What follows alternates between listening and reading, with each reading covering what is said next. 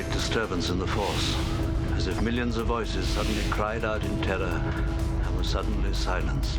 I was there when that first movie came out, and I thought it was very interesting. There's this big lineup of people that are going to go to this movie I went to that was going to have all this fantasy and all this special effects and all this big glorious stuff, and people were willing to go in there, and then they turn to me and they go, "Oh, what do you do?" And I go, "Oh, I like fantasy too." And they go, "Oh, you like sci-fi?" I go, "No, I collect comic books."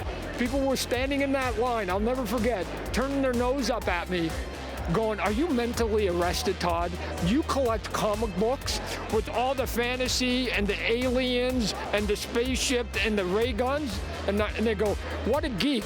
Oh, excuse me, we're going into this movie with all the aliens and the spaceships and the ray guns," and it was okay for them to geek out to the left, but I was mentally arrested because I had comic books to the right.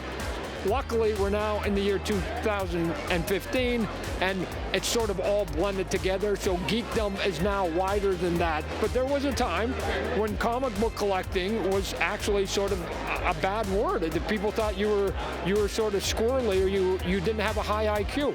So I sort of resented some of those Star Wars fans from that day. EP's movie coverage is brought to you by Nintendo, makers of Splatoon for the Wii U.